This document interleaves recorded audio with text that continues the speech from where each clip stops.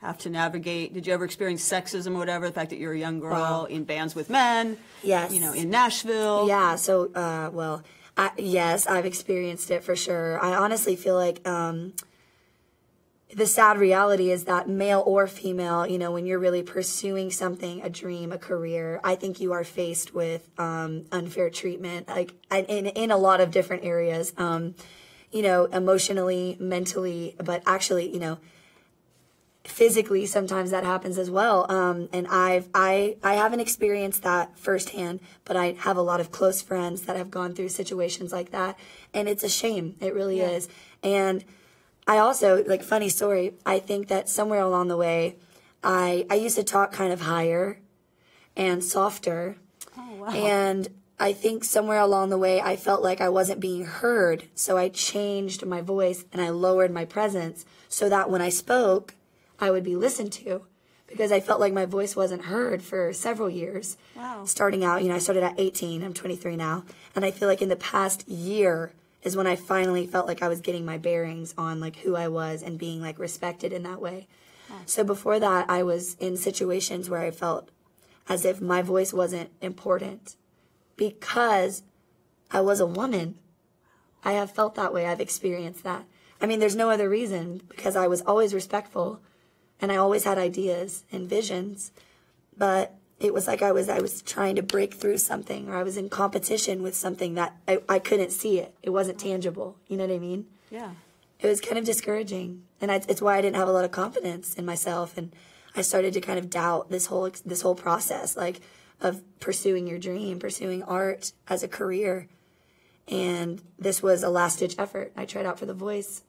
I was like, I'm gonna try out for The Voice, and whatever happens, it's what's meant to be. But if it doesn't work out, then I'm either going to go back to school or I'm going to get a different job. Or Really? Yeah, I mean, I was working a couple jobs to just be able to play for very little money on the weekends. So if you hadn't made it, or if Blake hadn't saved you in the knockouts, I probably wouldn't. Been the end of your music career? I think I would have done music, but I would have done it as a hobby. It wouldn't have been something that was like a passion as a career in my life, which is pretty weird to admit that. But I think it needs to be said, because people, like, everybody goes through feeling discouraged and feeling like beaten down.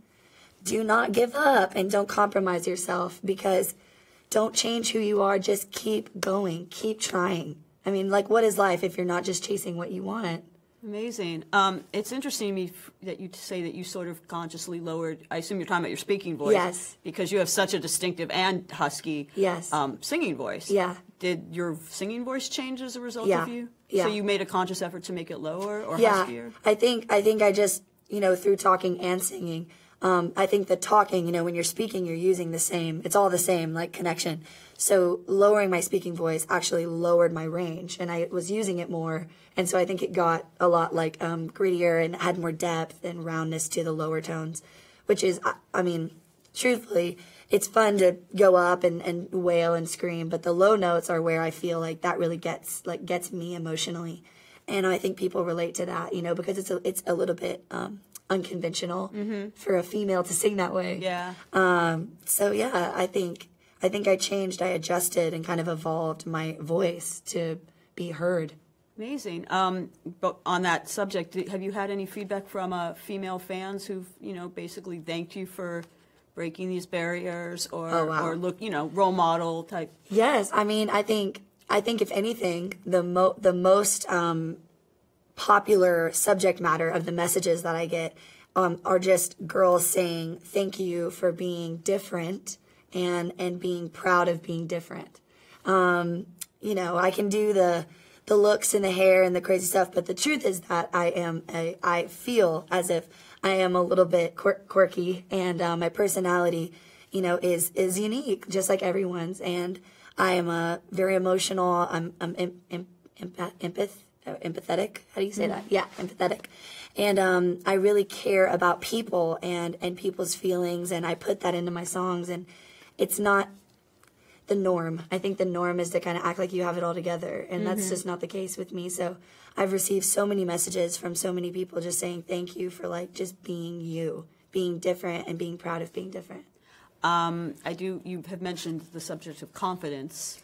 How did this show build your confidence? I started this show with very little self-confidence.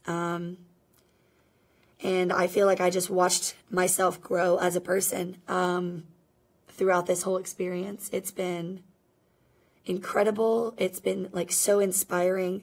And I talked about this a little bit last night, but I can literally watch myself grow like through this whole show. I can go on YouTube or go to Hulu or wherever and watch these episodes and see myself week after week.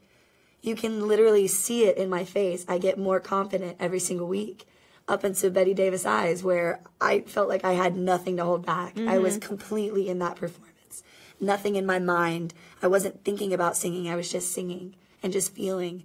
And the fact that I got to accomplish that and win on national